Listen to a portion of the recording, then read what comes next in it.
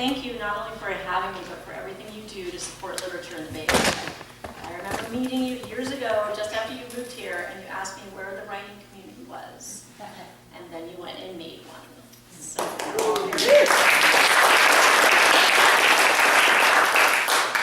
I'm going to read a short scene from The Lost Girls, but before I start, I want to set the stage just a little, because it's from the middle of the book.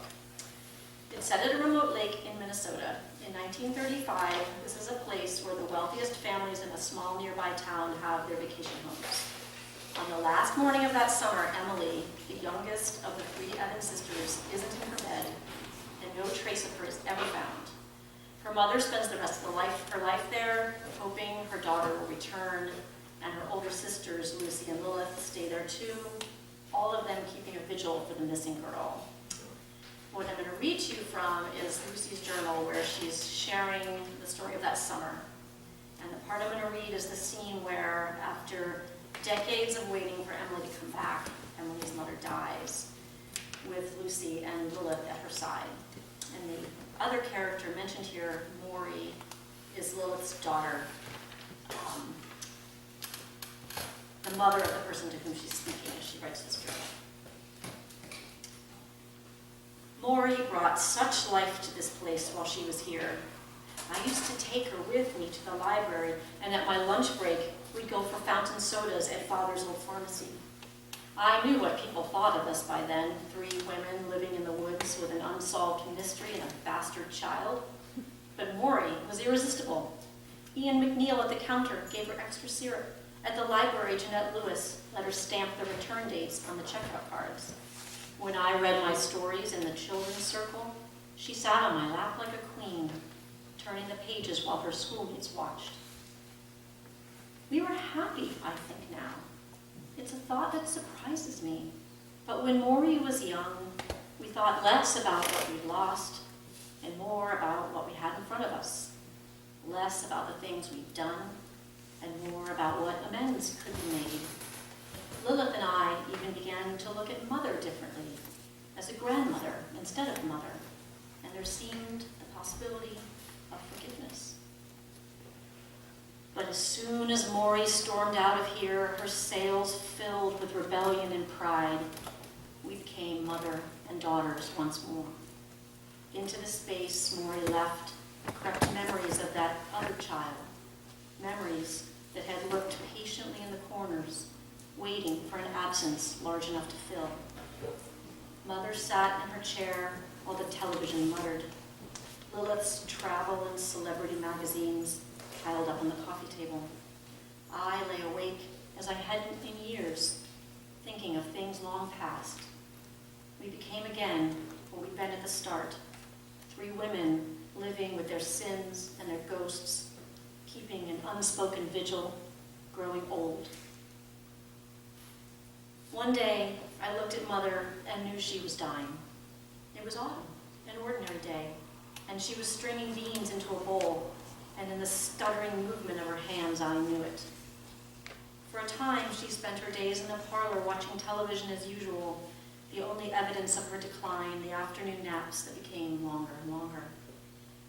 Then came the morning she couldn't get out of bed, so we moved the television to her room and propped her on the pillows. When she could no longer feed herself, we held the spoon to her mouth. We carried her to the tub and washed her papery skin while she crossed her arms over her chest as though keeping a secret. Once a week, we set her hair, a limp memory of the curls she'd rested into a snood for all those years. Toward the end, we diapered her, changing her often so she wouldn't get sores. We sat by her bed with our books and magazines, letting the endless tremor of her voice wash over us. We were good daughters. We were dutiful. At the very end, she talked only of Emily. It was all I could do to sit out my assigned hours by her bedside, listening to her voice tremble on about how she'd loved her. I was going to keep her safe, she told me, her eyes imploring my understanding, my forgiveness. I wouldn't look at her in those moments. I looked at my book, the words a blur, and tried to keep my hands from shaking. She died at night.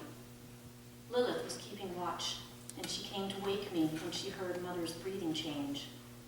I sat on one side of the bed, and she the other. We didn't turn on the light, but the moon was bright. We could see her, and we could see each other. We didn't speak.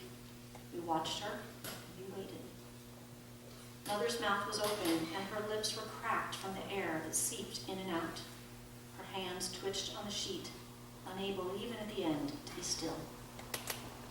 At last the sky to the east began to grow pink, and the stars to fade, and it was time. I expected her to back out of her life without waking, just as she flipped it. I thought this would be fine with me, but she opened her eyes, and I was overcome by a sudden, wretched need for her to see me, for mine to be the last face she saw on this earth.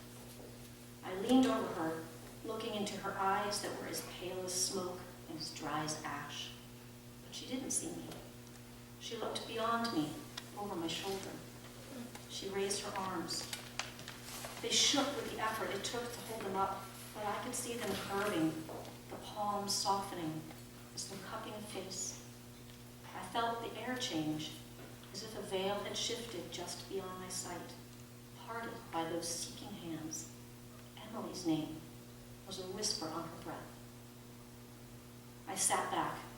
My chest was tight, and I swallowed hard to loosen it. Lilith watched me. Her cheeks were wet with tears she had shed without a sound. Then she seized Mother's hands and pulled me down to the bed. She held them there as they fluttered like moths trying to break free. She held them as the lake took on the color and sheen of mercury in the gathering light. She held them as Mother's eyes pleaded and then were still. She held them until Mother was dead.